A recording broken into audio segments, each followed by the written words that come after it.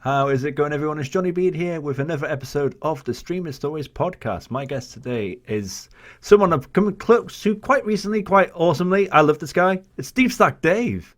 Oh, Dude, hello. how you doing, Yeah, Johnny. man? I'm all right, mate. I'm all good. How's things for you? Pretty good, man. Pretty good. I'm just to have you on here. I mean, I've been aware of your streams for probably about 12 to 18 months, and then we got really well acquainted the last few months, man. And I'm so happy we did. You're so fucking cool. So Yeah. Oh no, it's been a pleasure to get to know you, man. Obviously with the Byron tournament setting up and all that. And I mean, it was the race, really, wasn't it? Back in November, that kind of got us acquainted and that. And then there was just loads of ideas coming through and that. And it's just been an absolute pleasure working with you for the last couple of months. It's been really, really good, man. It's good to know you. Really, really good to know you. 100%, man. Thank you. And but I know who you are. But others may or may not do. So, do you want to introduce yourself to those who don't know who you are on the podcast? Yeah, I will do. So, I'm DeepStackDave. My name's Dave. I don't know if that's given away in the name or not. You know, I was going to ask you that. Actually. How is his name Dave? You say? Well, my name's Steve. my name's Steve. It's a funny thing, really, because I have a Discord set up, and my name in the Discord is Brian. Okay. And it's only because about a year ago or something like that, everyone in the Discord started calling themselves David. Okay. I have no idea why they started doing it, so I thought, sod it, I'll join in, and I just called myself Brian. And everyone that knew that joins the Discord, like, wait, is your name Brian or is it Dave? And it's like, it's Dave. It's Dave. Just don't, nothing makes sense in my world. So yeah, I'm DeepStackDave. I'm a Resident Evil speedrunner over on Twitch. I predominantly specialise in speedrunning the original games, most predominantly RE2. We've stacked up a good amount of records on that game on the PC variation. We have an absolute ball over there. It's a bit of a chaotic place to be most of the time, but I love myself a little bit of chaos. You know, I don't like sitting there in silence. You know, there's always got to be something going on. So, that's essentially a little bit about me. You know, we stream on Twitch as often as we can, obviously trying to balance full-time work in with streaming. As a lot of streamers know, it can be quite difficult, so it can be quite sporadic, but once we get time, you know, it's full guns blazing into it, and we have a right good time over there. We really, really do.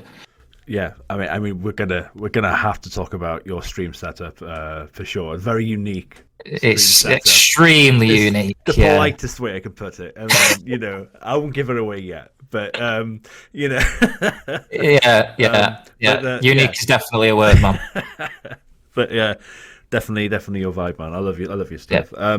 So okay, but that's now, isn't it? So let's talk about games we played growing up, man. I mean, what was DeepStackDave's childhood like? Did you play games as a kid? What was your first console, first games? Did you have stuff that you played? Did you like your family or friends play it and you watched it first?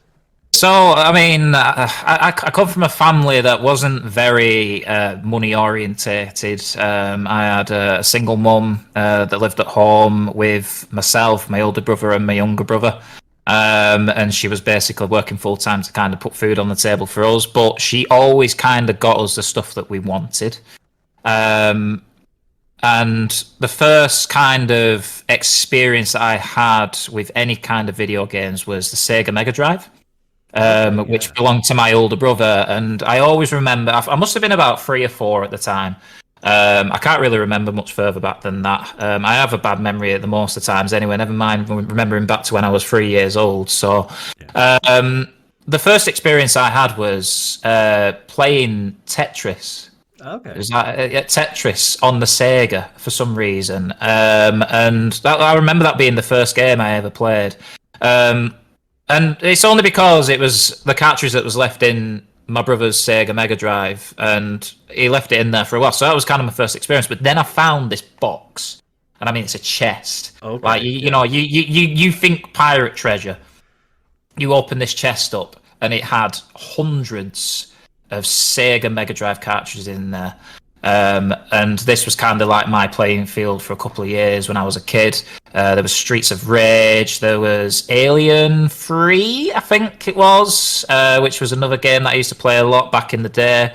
And then kind of moving on from there, we got a PlayStation, standard PlayStation. And the first game I played on that was Rugrats. Oh, right, yeah. I remember that. Oh, God, yeah, I remember the box art. Rugrats Search for Reptar, I think it was. That's definitely like the first experience on a PlayStation. But then I kind of got introduced into Resident Evil. I was playing that from when I was about, when did it come out? It was 1998, the second one. So it must have been from when I was about 6 years old. Wow. Very underage to play a game like Resident Evil at the time, but absolutely loved it. Still love it now, 26 years on. I think it was Resident Evil 2's 26th birthday yesterday. So 26 years on from there, I'm still playing it day in, day out. It's the greatest game ever made, in my opinion. The atmosphere, the replayability, the fact that it has 4 very unique scenarios in it just makes it a game that you want to keep going back to over and over and over again. Is something that's kind of kept me coming back time and time again. Kind of across from that, I used to play a lot of Final Fantasy. Never anything before Final Fantasy 6. I kind of benched them games and used to play a lot of Final Fantasy 7, 8, the usual ones that people usually go around to. PS1 classics, so Final Fantasy 7, Final Fantasy 8, Final Fantasy 9. And I kind of stuck around those games. I kind of was a massive fan of the horror genre. Moving on to probably next gen, you've got Dead Space. You've got Star Ocean. I used to spend a lot of time playing a game called Star Ocean until the end of time. It took me, and I mean, no joke, it took me about 17 years to beat the final super boss on that game. Oh, God, okay. Yeah. So many attempts at it, so many, heartbreaking moments where I think I've done it, and then all of a sudden it's just, nope, you got to come back and do it again. But I kind of teeter in between the horror genre and the fantasy genre. And that's kind of been my, my two things that I've never really veered off throughout my life. I've always stuck along Resident Evil, Dead Space, Siren, I think was another one when I used to play when I was younger as well. And then like the fantasy genre, I used to play a game called Lost Odyssey on the Xbox. It's an Xbox exclusive. And when you talk to people, I don't think there's a lot of people that know about it, but it was an absolute epic of a game. Like it was like Xbox 360 graphics with Final Fantasy turn-based battles in it, and it was everything it's everything that I kind of want from a Final Fantasy game nowadays. I know it's if you do a turn-based game with today's graphics on Final Fantasy, they'd sell millions of copies of it. I genuinely think that. So yeah, that's kind of like my background on where I started out gaming, and nothing much has really changed. I kind of go back to the same games all the time.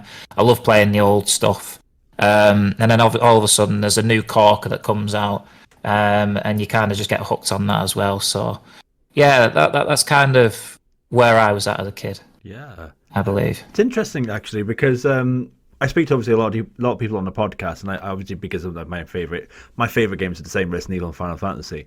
I tend to find I speak to a lot of Resident Evil streamers or a lot of horror streamers. I also speak to a lot of RPG streamers, a lot of Final Fantasy streamers, and yet there's this lovely middle ground. I've noticed this middle ground where people love both genres and both sets of games, and we fit into that category. But we're not the only one. There's a lot of us, and I'm like, I just as an open question, what your thoughts are on that? Like, what is it that's the middle of those two genres, because they're so different from each other? It seems a bit strange, really, doesn't it? Because they are, like you say, worlds apart. You've got horror, which is like scary, this, that, and the other, and then you've got fantasy games, which is basically living out all of your like fantasies, and you're in your own little like dome of a world, and it takes you away to this story. And I feel with myself, it was kind of just the games that I was introduced to, if you know what I mean. Like these are the games that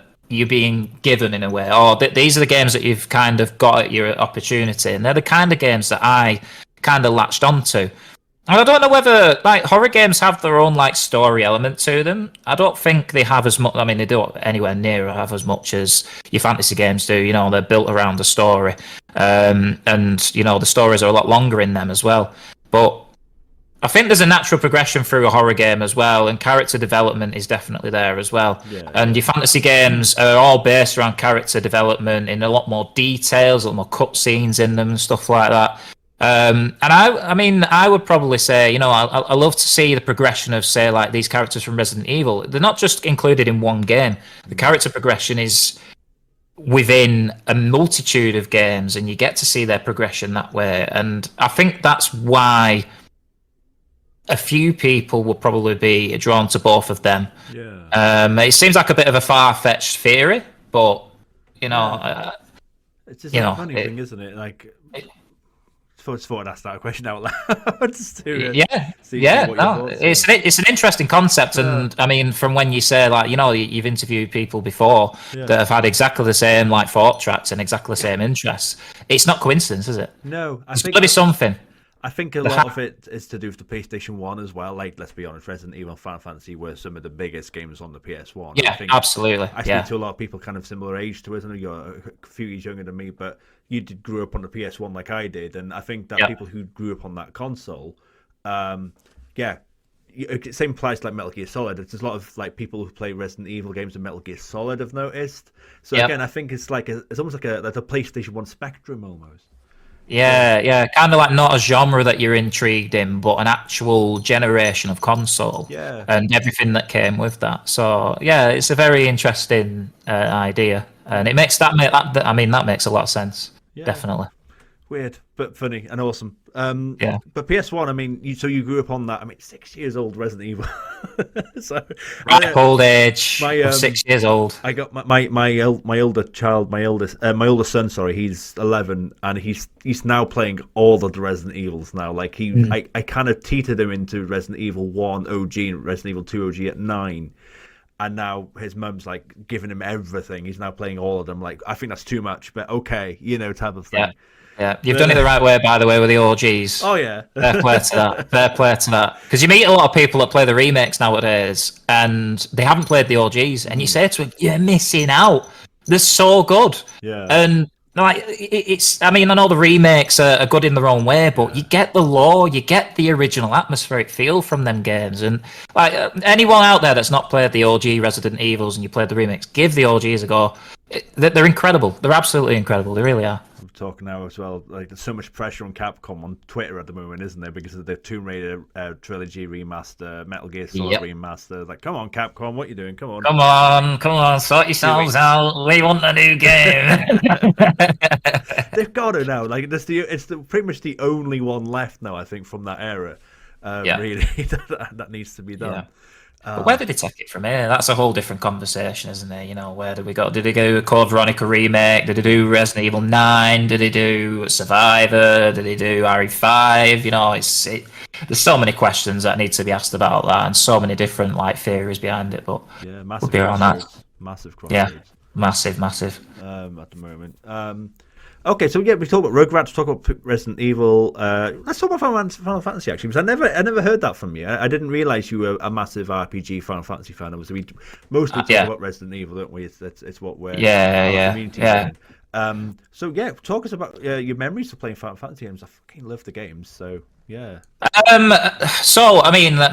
think the first one that I picked up was Final Fantasy VII. I think that's pretty much a lot of people's first go-to for a Final Fantasy game. I probably picked these up when I was about 7, maybe 8 years old. So I'm still at a very young age and still trying to understand a lot of things. But it's an escape. You get drawn into this magical world, and it's almost as if you can just lose yourself for a couple of hours. Yeah. I had a lot of trouble with bullying and stuff like that at school, and all I wanted to do was get home and get to my PlayStation. I didn't want to go out anywhere. I didn't really want to go and see anybody. All I was interested in was going and playing my games, and I was very driven as a kid through gaming. If someone wanted something, if I wanted to be incentivized, it'd be through gaming. So it'd be like, if you want the new game, you've got to do this. Like my mum had a very good like chore system from when I was younger. So she'd give me pocket money based on the amount of work that I did in the house for her. And very grateful for that because it's transferred into older life. I know a lot of life skills that probably a lot of younger people probably didn't pick up until they were older. But I would be drawn by this, and I would then go out and buy my games with the money that I've made. Yeah. So most of my money went on Final Fantasy games and RPGs alike. So like mentioning Star Ocean, that was a game I played when I was very young as well. So Final Fantasy 7 was my first one, and then Final Fantasy 9. Don't know why I skipped Final Fantasy 8. Not got a clue. But the character work and the modelling in Final Fantasy 9 is very unique. It's a gorgeous game. Yeah. And I don't think we've seen another game like it that has that that presence, if you know what I mean. The design and the characters as well in that game. I used to relate to Zidane, whichever way you say it, a lot. Yeah. In the sense that he goes through this. Where do I come from? Where and I mean, growing up in a way where I have a bit of a not a shattered family as such, but I never knew my mum and dad to be together, and I was always being passed from house to house, and I kind of had that feeling, where am I from, this kind of thing. And Zidane and the main characters of these games, I always kind of related to them because they always had these kind of existential crises going on in their games, and you try, you latch onto that, and I think that's why you love these characters a lot as well, because I'm kind of living that myself in a way. And there was a lot of stuff going on as a kid in terms of moving around. Never moved house, but I was always going in between my mum and my dad, and there was always this pass the parcel kind of thing, and I mean, they both looked after me. They both definitely made sure that I was looked after. Anything that I ever needed was there, I got it. But it was just a bit of a dramatic time of my life. And then you get to a teenage and you kind of make your own way through it then, don't you? So but yeah, I think I spent a lot of time gaming on these games because the stories drew me in, the characters drew me in, and it takes you away from what's going on around you. Yeah. If you know what I mean. Yeah. Mate, I totally relate to a lot of what you just said there.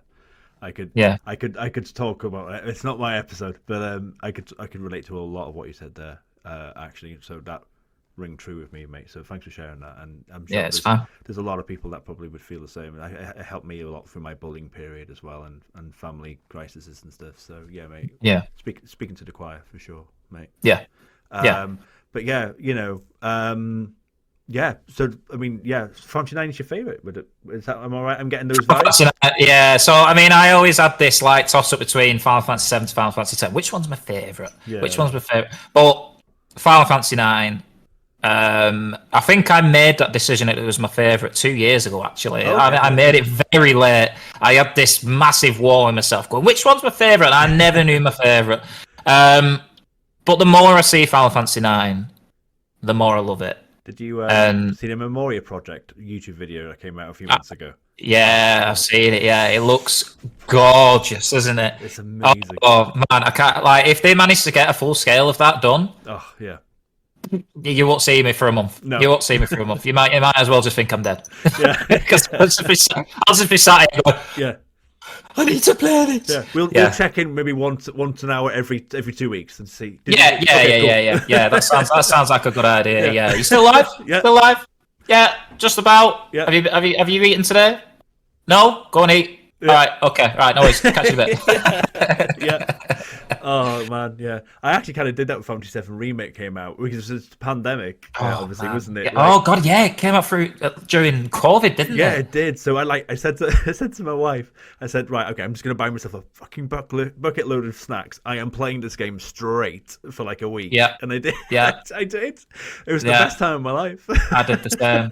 The thing is with Final Fantasy 7 Remake as well, that has my favourite soundtrack in any game ever. It is right the to be as best. good as it is. It has no right, and we've got Rebirth coming out next month, and I'm only expecting more epicness from that soundtrack as well, and the game as well. It's just a massive nostalgic trip, isn't it? Yeah. And just the way the game music blends, the remixing it, depending on what's going on, if you're battling, if you're running through the area. Oh, it's just a masterpiece of sound production, as far as I'm concerned. I don't think anything has touched it since. Nothing's come close. Nothing's come close, and it will take a long time for any game to even come near the sound production for that game. It's absolutely incredible. I mean, it's the only album that I've bought digitally on my mobile so I can listen to it, because you can't get hold, unless someone else knows anything different. You can't get hold of the album anywhere. And I listen to that album all the time. Like, I go through waves of listening to different music and this, that, and the other. But Final Fantasy VII Remake is always in my playlist, and I'm always listening to it. It is that good. It's amazing. Yeah, like you said, a whole fresh batch of music coming out, and well, obviously the game as well. It's just the game as well, Yeah, it's the game. Just put them off to the side. Give me the music. Give me the music. Just get music, please. Just let my ears enjoy this. Okay, so did you play with family? Did you play with friends? Or based on what you experienced with Resident Evil, Final Fantasy, there's a lot of solo gaming, but did you play any multiplayer gaming?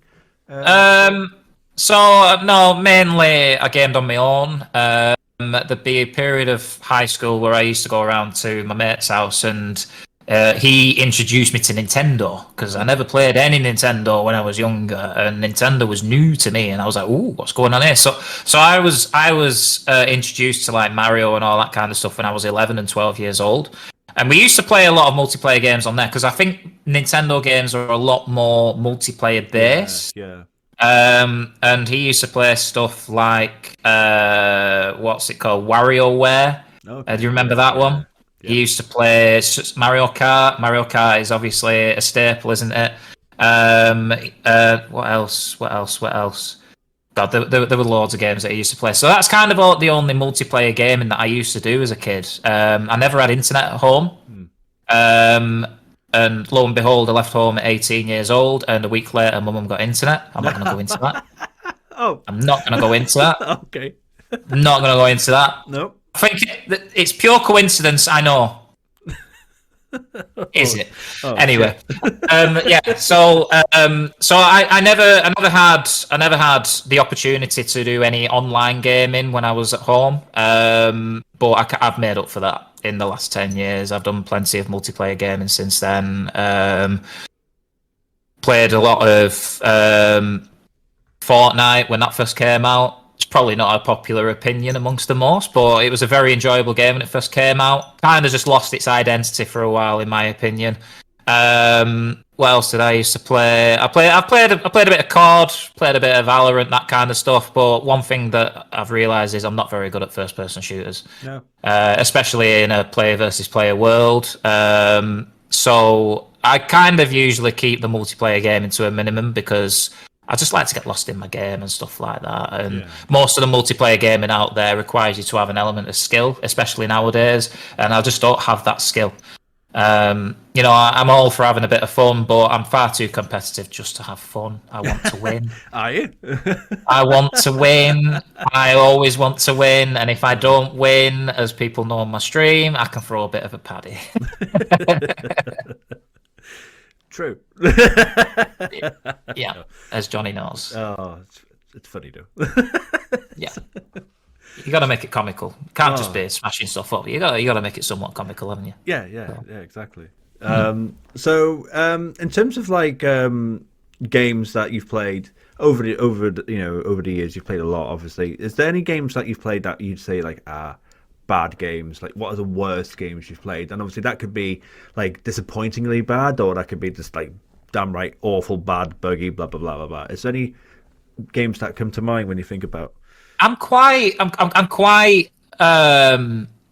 when it comes to rating a game, I'm usually quite impartial, because I usually enjoy the games I play, and I don't necessarily think I've ever had a game that I've played that I've gone, this is rubbish. you know. But one, and this is going to appeal to quite a lot of people out there, but the one time I've been very disappointed was, dare I say it, Resident Evil 3 Remake. Okay, yeah. I was thinking And you're going to go 6 for some reason, but okay. no. I don't have enough game time on Resident Evil 6 to have an opinion on whether it's a good or bad game. I played it once. I played it when I was young. I don't know whether that opinion will transfer over to older Dave now. You know, I've got to play it again. Got to refresh my mind on it and kind of see what the deal is, and then have an opinion on it. But I played Resident Evil 3 Remake when it first came out. Like everyone else, absolutely stoked that we've got another remake. Resident Evil 2 Remake was absolutely incredible. Resident Evil 3 Remake is going to be amazing as well. The game itself was good. Yeah. It's a good game. It's an enjoyable game to play, but it has the tag remake. And when I finished it, and I will always remember my wife saying this, my wife sat there, looked at me, and she went, "Are you okay?" And I sat there with the credits rolling down the screen, and I went, "I don't know." And she went, "What's up?" I said, "It's over." And she went, "Well, you must have enjoyed it." I said, "I wanted more. Like, there's stuff missing." And that's the biggest thing that comes to my head when I get asked, what games have disappointed you, what games are rubbish. It's not a rubbish game. No. It's a fun game. It's actually really good, but I actually I quite like some of the things that they've changed. Like Dog Birkin was a really awesome variation of Nemesis. Yeah. Bloody hell. Nemesis. Bloody about Birkin's in 2 different games now. All of a sudden, it's come back for a vengeance. But Dog Nemesis was awesome. But they could have done so many things, and I stand by this statement, right? Resident Evil 3 Remake could have been the greatest Resident Evil game we've ever had in our lifetimes, and that will ever be. Because the one thing that they should have done was made it open world. Mm-hmm. Yeah. No scripted Nemesis encounters. They should have used the AI from Mr. X from RE2. Yep. Should have transferred that into RE3, changed it a little bit. They should have made it open world. They should have made the downtown area open world. The fact that they didn't do that absolutely crushes me. It absolutely crushes me, because there would have been nothing better than traveling through the streets of Raccoon City, having a look at all the sites, having a look at all the detail, getting jumped on by drain demos, getting jumped on by zombies, getting Nemesis all of a sudden comes out around the corner, you're like, oh my god, and then you have to run back in the other direction. It could have been so much more. Yeah, I completely agree. And I'm not saying that just because of the cut content, but the ideas that they should have had beforehand to make it into the game, it should have been. No, I completely agree. And like you said, I remember, I'm sure you do as well, RE3 coming out, and the idea was that you're going to explore Raccoon City, which is this mind-blowing thing. And obviously, based on 1999, it was mind-blowing. And that was the whole concept behind RE3 being such a good game as it was. And they didn't translate that into the remake. Like you said, they had that perfect platform. Like the Mr. X AI was so good in the police station. Having that as a nemesis in the whole open world Raccoon City would have been incredible. Walking around that RPD and then Mr. X, you don't hear his footsteps, and then he comes around the corner and he lamps you straight in the face. You're like, there's a classic clip of me playing that game when I'm speedrunning, and honestly, it's just the most chaotic thing ever. There's zombies everywhere. There's Mr. X there in the corner, and you're like, what do I do? Yeah. And that's what you want to feel. Yeah. You want to feel dread, and you just didn't feel dread from Nemesis from the remake either. Nemesis is my favourite antagonist from Resident Evil. By far, because of the dread he brings, because of his speed, because of the brutality, and because of his persistence as well. He just won't die, and I hate. You can do anything to me in a horror game, but if you have something that's chasing me and I can't kill it, Dave's not a happy boy. Dave's not a happy boy. I can't kill that thing that's in front of me, and I have to run away from it, and it's going to keep on chasing me as well. Not happy boy. Not happy boy. And then when the demo of RE3 Remake came out, it looked like that's what they were doing with Nemesis as well, because obviously they cut it so it looked like that. So again, everything was set up that it was going to be an AI chasing Emmy, really, that was not cutscene focused. And I mean, he was to a point in the Raccoon City, but as soon as he got into the sewers, it was gone, wasn't it? So yeah, and you didn't really see him again then until the scripted fight outside the clock tower, and then you didn't see him again then until a scripted fight later on, and then you didn't see him again then until the end of the game, which is another scripted fight, and it just I feel like they just did him so dirty in the remake. Like I said, I like Dog Nemi. I even like Final Boss Nemi. You know, I actually like the Final Boss Nemi. The design is incredible. Really good. But like, I feel like they missed, like, if they had the second phase of OG RE3 Nemi with the whip and all that stuff, like that, it felt like there was a phase missing. There was a phase Rasta Nemi, as I like to call him. Yeah. Rasta Nemi. I don't think I'm gonna be able to call him anything different now. No. You'd be stuck with that for the rest of your life. I heard it once. I've never gone back. Where's Rasta Nemi? It's Rasta Nemi. Babe, are you okay? You just beat RE3 remake. Where's Rasta Nemi? Oh, I love it. It's such a good one. That to me is probably the only experience I've had. Like every other game I've played, I enjoyed that. Yeah. But like I said, I'm kind of that person that keeps playing the same games over and over and over again. Yeah. So I don't really have that broad experience of very different games and stuff like that. But that was the one standout for me. Yeah. And it wasn't because it wasn't a good game. It was just because of what it could have been. Totally. So, what are you playing at the moment, Dave? So, in terms of, like, obviously, I know you're playing online at the moment. You know, world record, challenges and stuff like that. But do you play offline stuff? Do you have like a game set that you play offline? Is it the same stuff online? I haven't really done that for the last 3 years, believe it or not. All my gaming time kind of goes into this project of Resident Evil 2 OG to, take these world records down. It seems very unhealthy on paper.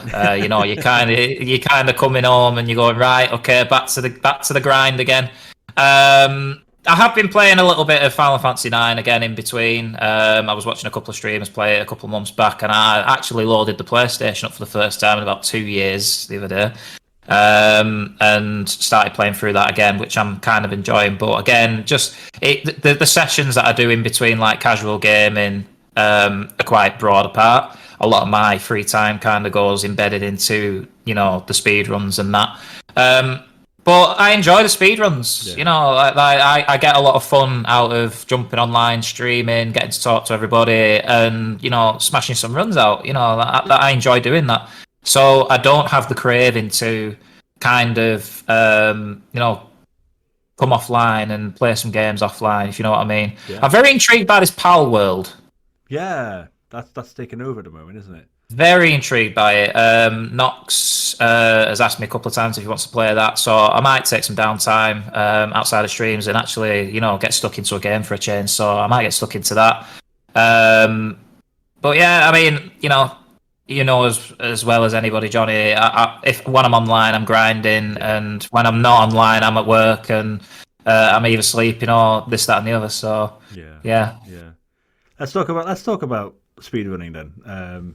So, how long have you been speedrunning for? Like, in terms of, I mean, have you speedrun? Have you done any speedrunning on any other games? Where did Resident Evil 2 come in? Talk about that. So, I've been speedrunning now for just over 3 years. It's been a very, very quick 3 years. It's flown by. I mean, I've speedrun RE1 for a little while. I've done RE2 for nearly 2,000 hours now, I think. So I've got a whole host of knowledge on that game. I've done about 500-600 hours in RE3 OG as well. Dabbled into RE2 remake for a couple of weeks. Just kind of was stressing me out at the time because there's a whole new load of tech that I need to learn to play that game. And I had some unfinished business on the games that I was running before. I've done Dino Crisis 2. Okay. Which is a belter of a game. If you've never played Dino Crisis 2 or Dino Crisis, you need to play them. Dino Crisis 2 is just everything you want from a dinosaur game. You get dropped in the middle of the jungle, you get a gun, guess what you gotta do? Shoot some dinosaurs. It's so good. So So yeah, I mean, I've been running for around about 3 years, and I kind of like came into the idea of this speedrunning curve when I started watching people on Twitch. Bought the Soup was the original kind of like reason I joined Twitch. Started watching there, and I was like, wow, this is insane. You know, when new people see things that they've played for years and they see people just ripping it apart and they're playing it and finishing it in under an hour, and you're like, wow, what is going on here? And that was me. I was hooked, completely hooked. I then found Subsonics and Nox Gaming 93. They were doing PlayStation runs on Claire A at the time. And they were teetering backwards and forwards, you know, with world records on the PlayStation hardware. And in the end, I just went, sod it. I could do this. I could have a go at this. And I just started out on RE2, you know, the basic Leon A. Loaded up a stream one day and just went, right, okay, I'm speedrunning this today. And everyone was like, what? What's going on? You know, well, what's happening here? This is different. And we did a couple of runs that day. Managed to finish Leon A in sub-hour, which I was pretty happy with my first attempt because of the experience that I had previously. I've been playing this game for, 20-odd years. I kind of just went along the stature of, I know where I'm going, so we'll just do that for now. And then we'll just see how fast we can go. And then I kind of just ventured into other scenarios then. And just tried to hone my abilities down because I always believe in what's the thing I'm thinking of, where you're trying to self-improvement and, I can always do better. Yeah. I have that mindset where I know I can do better. And you get to a line and then you've hit your target and you go, can I do better than that though? And you always want to try and push them boundaries, and that's kind of what I've just been doing for the last 3 years, just trying to push that boundary even further. Every single time I beat a time, I go, right, well, can I keep pushing my way up? Yeah. And it's worked incredibly well because within my own little area of speedrunning, we are, I would say, one of the best in the world right now. Yeah. And it's so difficult for me to say that. I always say to people, if I can do it, you can do it. Going back to the conversation before about home life and school and stuff like that, self-esteem has always been really low for me. But doing the speedrunning has actually made me believe in myself. Yeah. And it's given me a new lease of life and a newfound way of thinking. And I always want to keep on pushing myself, whether it's at work, whether it's at speedrunning, whether it's just at being myself as well. I always want to be a better person. Yeah. I always want to try and help other people out, and always want to try and big other people up, bring their moods up and stuff like that. So yes, I think I've probably veered way off the question there. I don't know. But speedrunning has been a massive part of my life for the last 3 years. It's helped me in many ways, and obviously me being a person that has a very addictive personality, speedrunning is very addictive. Yeah. Totally. And you always want more. You always want more from it. So, when did you get your first world record? Because you are a multi-world record holder. Yes. Which I know you don't like to say, but you are, and that's fucking insane, man. GG's to you. Thank you. When was the first one? First time I broke a world record was my 28th birthday. All right, yeah. And it was Leon A shotgun only. And it was literally at 25 to 12 at night. I've been grinding for about 8 hours that day. I knew I was capable of breaking this record. And chat was doing everything they can to cheer me on, this, that, and the other. And then we got the run, and that was it. First world record in the bag. And it felt amazing. It felt great. I was like, wow, I'm the best at something. Yeah. I'm officially the best at something. And that feeling that you get, the first world record you get, is unparalleled. Your belief starts to come back again, and you're like, wow, okay, I want more now. Because that's the addictive personality I have. I go, wow, this feeling's great. Yeah. I want more of this. So you have a look at other stuff then. And we managed to rack up a couple of other world records in the category extensions for Resident Evil 2, which is kind of like my playing field. And then Albirex, if you know Albirex, he used to speedrun RE2 all the time as well. He was an OG runner. I don't think he does it anymore. But he then started jumping into this kind of hype that I built around these runs, and we had some competition then, and then these records kept coming backwards and forwards. So, these records that I got, I started losing them. Yeah. I was like, well, I'm not having this. No, not on Dave's Little Nelly. You're not having these records. But we got back on the wagon again, and we re-beat him again, and then they got beaten again. And then we re-beat him again, and then they got beaten again, and then eventually it got to a point then where these runs were starting to get very optimized, and we managed to storm some corker of runs, and we've now got 18 out of the 20 of them category extension world records. Wow. Which is insane. We did have 19, but we've had one taken off us. But yeah, that's that addictive personality coming back again. You want more of this world record feeling. You want to have that elation. You want to be like, yes, I'm the best.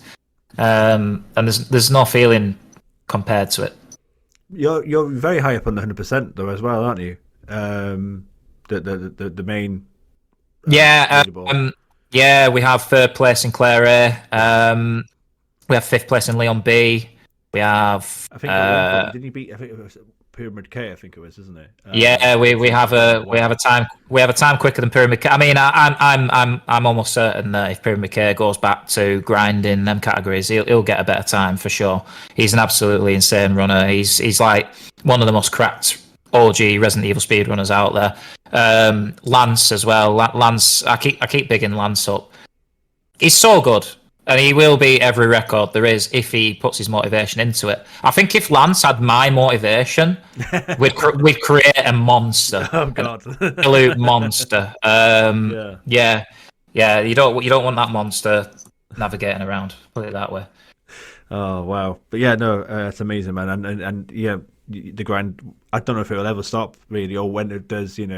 I don't think it will, mate. I don't think it will. I can imagine. Tell me if I'm wrong, but I can imagine that when or if it does stop, a 57-year-old DeepStackDave on Twitch, just gonna ride into the sunset. That's it. We never heard of Dave ever again. Ride off into the sunset, like, right, guys, the grind's done. Yeah, I'll be on my way. Yeah. It's been a good ride. Bye for now, and then just literally on horseback. Trotting away like that. You won't announce your departure. You just go. You just. We never saw Dave again. Just break the last world record and then just. Yeah. Yep. Yeah. Yeah. I think that's what's going to happen. Yeah. That's it. That's my sign off now. You've put it down in cement, mate. You've put it down in cement. Yeah. I'll be like, look, I said this 27 years ago, guys. Everyone's like, who's Dave? We don't know who Dave is anymore. What podcast? What podcast? What was that? You're talking about having an addictive personality. Did you ever do achievement hunting on like the Xbox 360 days currently? For games. Yeah. I was mad for it on PlayStation. So they have trophies on PlayStation, don't they? And I was absolutely mad for collecting trophies on PlayStation. I mean, at the most times, I don't think I was very good at it because I didn't get very many platinums. But I always jumped from game to game, and I always used to try and get as many trophies as I could. I think one of the most like prestigious platinums I ever got was Heavy Rain. Did you ever play Heavy Rain? Oh, fucking hell. Oh my God. The amount of time that I spent on that game trying to get the scenarios linked up perfectly to unlock every ending on that game. I would never do it again. And this was without internet as well. So I had to try and work it all out for myself. Like, I had no way of finding out how I was going to get these trophies. But I did it. I did it without internet. Like, I could have been the original, Heavy Rain, platinum guide guy on YouTube. I did it all myself. Didn't need any help. See, Mama Dave, you should have given him internet. You should have given him internet. I should have had internet. Yeah. Like, I could have realised my potential a lot sooner. Yeah. Thanks, Mum. Maybe it was for the best. Maybe it was for the best. I don't know. Maybe I would have realised my potential too soon and crashed and burned by now. But No. I don't know. Yeah, massive like achievement hunter. Yeah, used to do it all the time. It's just again, targets it. You know, you look at it, you go, oh, I want them. Yeah. So you go out and you get them. That's the way that I work. My wife also, she loves trophy hunting as well. Like she still plays on the PlayStation when I'm streaming most of the time, and she's been playing through LA Noire recently. She's like, "Oh, I haven't got many of the trophies on this," so now she's ploughing through all of those. And, nice. she's trying to smash her way through them, which she will do as well. You know, she when she gets focus in, she's as bad as I am. She's as bad as I am, definitely. So if you were stuck on a remote island, Dave, and you could only bring with you 3 games, and you're stuck on that island for the rest of your life, you know, when you ride into the sunset, 57, all that jazz, you can have internet connection, and you can download like DLC, play multiplayer, all that stuff. Better than my child allows this. But you're only allowed 3 games. What would those 3 games be? I have to put Resident Evil 2 in there, don't I? Yeah, of course. I can't live without that game. I can't live without that. I mean, it'd be, imagine me turning around right now, being stuck on a desert island. Go, you know what? I want Harry 2. Wait, you could have gone. I've done it. I've done everything. Completed it, mate. Yes, yes. No, I'd have to take Harry 2. Yeah. Definitely have to take that. I think one of the other games I'd take is Final Fantasy 9. We've already spoken about how much that means to me, and the enjoyment that I get out of it. What other game would I take? So free games. So with the free games. The one that keeps coming into my mind is Dead Space. Dead Space 2. Dead Space 2. I just beat that yesterday. Did you just complete it yesterday? Yeah. What a game, by the way. Did you enjoy it? Yeah, I did. Really good game. Very good game. Yeah. Dead Space 2, for me, is the best one out of the original 3. Like it just absolutely slaps, in my opinion. And it was actually the first Dead Space I played. I played that before Dead Space 1. Me being my weird self, I just picked up a copy of Dead Space 2 and I went, yeah, go on, I'll play that. And I played it and I went, that was really good, that. What happened before this? Because you end up on the ship and it's like, what's happening? Because you're straight in, aren't you? No warning. Oh my God. No warning. You're running straight through the ship 60 seconds into the game. You're like, what's happening?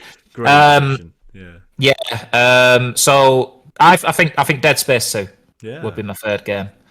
Thoroughly enjoy playing that, and again, the amount of times I've replayed through that, the costumes, the epic feel when you change your costume, and just the badass nature of Isaac just smashing enemies up and stuff like that. There's just nothing better, man. There's nothing better. Absolutely enjoy playing that. Yeah, tremendous game. Yeah, finally happy I beat because I beat the first one like about 18 months ago, and I just finally just to beat Dead Space 2. But yeah, I haven't played the remake yet. I need to play it at some point. Remake's really good. Remake is Dead Space 1, but perfection. Like it's so good. It's so good. You ever played Dead Space 3? Not yet. No. I'm thinking I might play it because I've heard mixed things about it, but I might play it with streamers. Yeah, it's not the strongest game of the trilogy by any means, but it's still a fun play. It's still everything Dead Space, you know. I'll play it with you. I'll play it with you at some point. Yeah. I'm down for that for sure. Cool. Date mate live on podcast, everybody. Get on. Get in. No, get on. Get in. Get on. Excuse me, sir. After the podcast. After the podcast. All right. No worries. That's the after party. I'll play Dead Space 3 with you if you want, mate. Go for it. I'll definitely make a note of that. Do you own any video game collectibles at all? Do you collect stuff? Is that something that you do, or is it not something that you really have a lot of time? I'm not massive on it. No? Not massive on it. I have some like retro consoles, like Nintendo 64. I've got the old Game Boy Advance. I mean, these are classed as retro now. I mean, calling them retro makes me feel sick because they're not retro in my mind. But I've got Game Boy Advance, Game Boy Advance SP. I've got, like I said, Nintendo 64. Original PlayStation, PlayStation 2. I did have a Sega at one point. I'm not sure where that's gone. But I'd like to start collecting stuff. It's just never been at the forefront of my mind. Most of my collectibles are on my shelf behind me here, and if I was to kind of turn the light on in a way, most of it's like I've got the Resident Evil 2 board game on the top there. Oh yeah, I would have owned that so bad. That's on the top shelf there. I've got some like. I've got the Resident Evil, the keys from the RPD on there as well. They're on there somewhere. We've got like a Zelda shield, the Master Shield, stuff like that. But I mean, in terms of like collectibles from games, I don't really have much in a way. Me and Lydia did a lot of moving when we first got together. We moved around about 5 or 6 times before we got settled here, and we've never got back round to. Right, okay, let's start collecting stuff again because we're in a forever home here now. I can't see us moving out of here for a very long time. And we're settled here now, and we could probably start doing that. Yeah. I mean, I'd love to collect loads of Final Fantasy stuff and Resident Evil and all that kind of stuff. I'd love to get some proper collectibles together. I think I still have the original Final Fantasy VIII strategy guide, actually. That was from the PlayStation magazine. I think I have that somewhere upstairs. And I think I have the original Resident Evil 2 one as well. But I can't quite remember where I've put them. They've been locked away somewhere for the last few years, so I'd have to go hunting down for them. Yeah. They're good to have. Nice. All right, let's talk about streaming then. So you mentioned speedrunning, but I think unless I got it wrong, you kind of mentioned that you didn't necessarily start off with speedrunning, did you? So no, very, very funny story, this one. Yeah, tell us about how your foray into streaming went. Yeah. So DeepStackDave is my name, okay, and I haven't changed it since I started streaming. And the reference to that is I wanted to originally start out as a poker streamer. Okay. And at first it was going all right. So basically what you do, if you've never seen a poker streamer do anything before, is they play online poker, so for real money. They basically set the screen up so they have like a 5-minute delay on. So you would be talking to someone from the past or the future, if you know what I mean. So you have this 5-minute delay on, so then other players on the website can't come into your stream and see your cards live. So if they're playing against you in a hand, they can't see what you've got, if you know what I mean. So we kind of went with this at first. So this was November 2020, I think it was, I started streaming. I did about a month and a half, and it was all right, but COVID was looming again. And to be able to finance a poker stream, you need to have money. And I was furloughed from work at the time, and I didn't really have a surplus of money coming in. The money that I was getting was kind of covering the bills and the food that we needed. Yeah. So I was kind of thinking to myself, right, well, I'm going to have to change my strategy here. I'm going to have to come up with something different. And I mean, like, if nobody knew, that's where my username came from, DeepStackDave. It's a poker reference to a deep stack of chips. Right. That you have on your table. And I've never changed it because the name. I think the name has a nice ring to it. It really does. And a lot of people come in and go, "Oh, deep stacks of pizza." Yeah. It's like, that'll be fine. That's okay. Yeah, we'll go with that. So yeah, I had to kind of change my strategy a little bit. So I started playing some games casually. I remember playing The Evil Within. I think that was the first game I played on stream. I played Resident Evil 4, and I used to do this from the PlayStation. So I used to stream from there. I only had this little laptop at the time, which had about 4 GB of RAM, and it was basically, at that time, a potato. It didn't really do much else. The only thing I could really do was stream poker, because it didn't really have that much demand in terms of memory. So I started streaming from the PlayStation, and I wanted to get a PC. And obviously with this, with being on furlough, this, that and the other, it was pretty tricky at the time. But I managed to find a way to source myself some money to get a PC. And I got my setup set up. And then I basically just went, right, we'll start gaming on here and we'll see where it goes. And then obviously going back to the story before, I saw people speedrunning RE2. So I thought, I'll jump on the bandwagon. And it kind of just went from there, realistically. So yeah, that's kind of a little bit of a lore about the DeepStackDave. There we go. There we go. I never knew that at all. Obviously, Yeah. Fascinating. Wanted to be a world-renowned poker streamer and ended up being a world-renowned speedrunner instead. So we got there in the end. It's just different area, you know. World-renowned. Yeah, exactly. Yeah, exactly. But okay, we got to talk about the absolute chaos. This is where I go now. This is. For those who don't know, am I going to explain it? Are you going to explain it? I mean, you can explain what you know, okay, and then I will explain what you fill in those gaps for I'll me. fill in the gaps. Yeah. All right. For those who don't know, I mean, DeepStackDave streams are very unique. I mean, there's a reason why DeepStackDave on his OBS, on his display, should we say, for those who don't know what OBS is, on the bottom right corner, so where my finger is on the screen, he has a warning saying loud noises. Warning, loud noises. And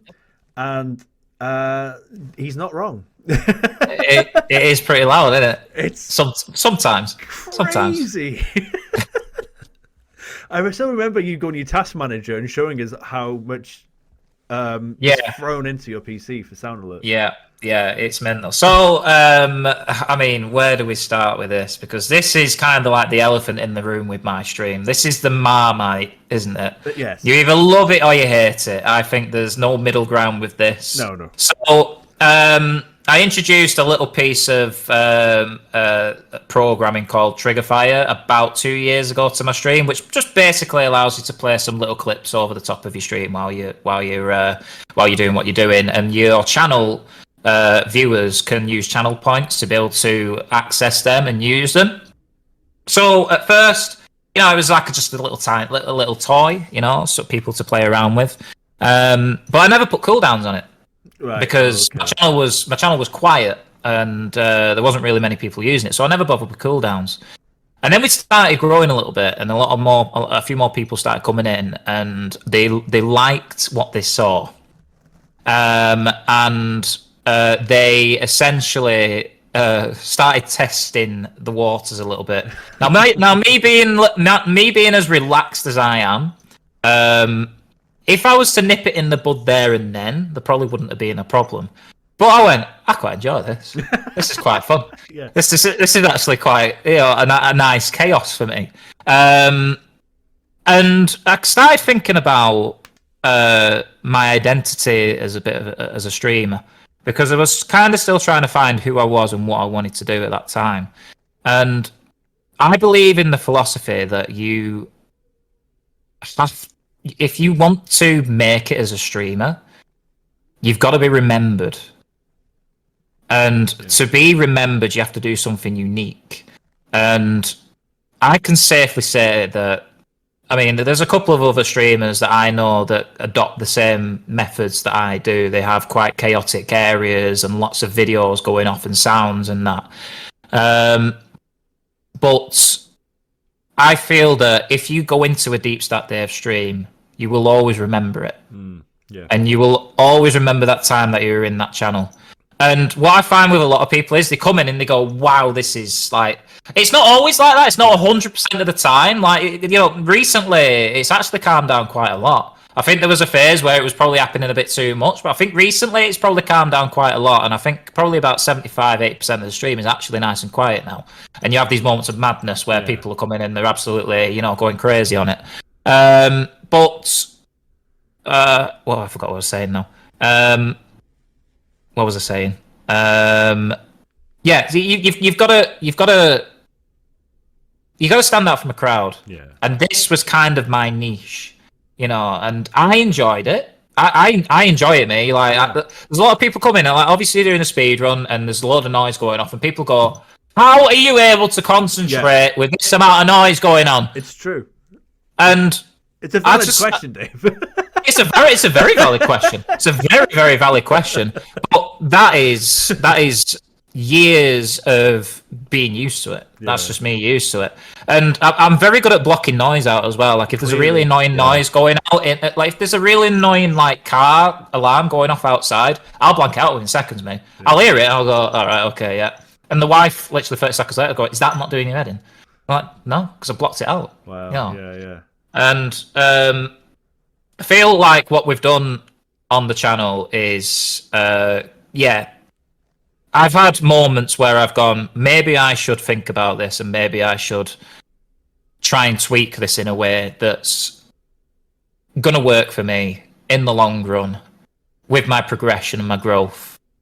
But then I open my next stream up, and it's fun, and I'm like, maybe I don't want to change what I've got. I mean, sorry. And I mean, you do get people come in sometimes, and they go, "Wow, it's very noisy in here," and this, that, and the other. And it's like, it's just who we are. Yeah. And this is the thing. Like, I know you just want to watch the game, but this is what I want, and this is what the community wants. And exactly. if you don't particularly like that, then there are other streamers out there that do the same content as I do, which have a lot quieter, a lot more in quieter environments and that. But this is the thing that's gonna. I've had it in my head that this is what people will remember me for, and I wouldn't necessarily say it's a bad thing, but any publicity is good publicity in my book. Yeah, completely, mate. And if you remember the name DeepStackDave, that's good enough for me. That's good enough for me. Absolutely, mate. And like you said, you were saying sometimes, do I think about should I change it? But then you've got to where you are because of it. Like you said, that's your unique selling point, your USP. Absolutely, yeah. Using marketing jargon there, but yeah, yeah, it is. But I mean, like you've got to go through the thought track then of, well, if I change it now, is it going to have an adverse effect? Exactly. Is it going to make things worse for me?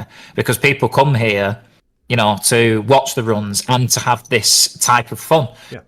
If I take that type of fun away, you have got the runs still, but it's like maybe most of these people come in here because that was the thing that they enjoyed. Yeah, exactly. I'd like to think people come to the stream because of the runs and the speed and the actual content that I'm doing. But if you're coming into the stream to make a bit of noise, yeah, whatever, crack on, because it's not going to bother me and it's not going to bother anyone else in the chat. Go for it. Clearly, because otherwise, you wouldn't be getting the views you'd be getting, the success you go in, the following, everything going in the right direction, which is a lovely deviation actually. I'm looking at the time, but Twitch partner, road to partner now. I believe you've officially said that on social media, haven't you? I've officially taken my head out the sand and I've gone, right, it is time. And I've been thinking about it for a while. I don't like to look at numbers. I don't like to look at the amount of money that streams make, this, that, and the other. I purely stream just for the fun and just basically spend time with the people that I love on Twitch. But I've realised, or I feel that there is a real possibility for me to push things the extra mile. Yeah. And I go back to the conversation before about self-betterment, about making myself a better person, about excelling, about getting to that next level. And Twitch partner seems very real for me right now. It does. The numbers that we've been hitting recently on the channel have been astronomical in terms of what I've been hitting in the past. We had Bought Pursuit Raid a couple of weeks ago, which is a dream come true for me. He's the reason why I joined Twitch in the first place, and now he's noticed that the stream is there, and he's come in and he's brought his community there, and they were brilliant. And we're getting a lot of new followers and new faces in the stream now as well. And I just basically said to the community, I just went, right, it's time for me to have a go at this. And if we do it, we do it. And if we don't, at least we give it a shot. Just final question then, which is, to wrap up, what advice would you think about giving anyone that would be thinking about picking up streaming? What tips and tricks have you learned over your 3 years of streaming? Right, so, the best advice for anyone that's streaming is, number one, do it. Do it. If you have the thought of streaming, what have you got to lose? You haven't got anything to lose, have you? You go on, load your stream up, do the content you want to do, and if it works, it works. If it doesn't work, then you can try and taper that, but at least you can say you've had a go. Yeah. Tips for people wanting to grow. I think speaking to your community is a big one. Communicating with them. The one weapon that I will always say is the best way for growth on Twitch is networking. Always ensure that you try and meet new people. Always ensure that you try and go into different people's streams. Don't just stick to your little corner of Twitch. Go out, venture out, be brave, speak to new people. You can make really good friendships with other streamers, other communities. You won't get positive feedback from every single person that you go in and speak to. But you're not going to get any positive feedback if you don't go out and speak to anybody.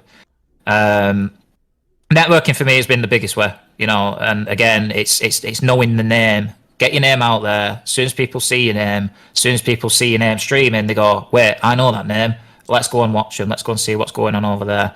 And that for me is easily the best piece of advice. Yeah. Easily. Absolutely, mate. Brilliant. Wow, I love that, mate. That was a fun chat. That was really, really good. Thanks so much for coming on. You're welcome, man. You're welcome. Anytime. Excellent. One more time, where can we find? I mean, we got you. It's down below for you. It's to my right here. Where can we find you on social media? So Twitch, DeepStackDave. So www.twitch.tv/DeepStackDave. You can also find us on X or Twitter, whichever you want to call it. Just type in DeepStackDave on there. I'll come up. I usually post my updates on there for anything that's going on the channel. I do have an Instagram. I don't use it that much, but if you want to look at some really young pictures of me from when I was like 3, 4, 5 years ago, then feel free to do so. And then TikTok as well is somewhere that we post our videos on as well. So any clips that we generate from stream, we pop them up on TikTok. They're like highlights of the stream and stuff like that. So yeah, that's essentially where you can find us. We have a Discord as well. So if you want to find out where that is, jump in the stream, type in socials. You can find out where the Discord is there. Yeah, that's about it. Apart from telling you where I live. Yeah. Oh, Dave, that was brilliant. Thanks so much again. Everyone get following Dave. I know a lot of you already are, but if the ones who are not, please follow Dave. Absolutely brilliant streamer. Absolute pleasure to chat to you, mate. Thank you again. Been good, Johnny. Definitely. Thanks for having us on, man. Thanks again. Right, everyone, have a good time. Happy time zones. Take care. Bye-bye.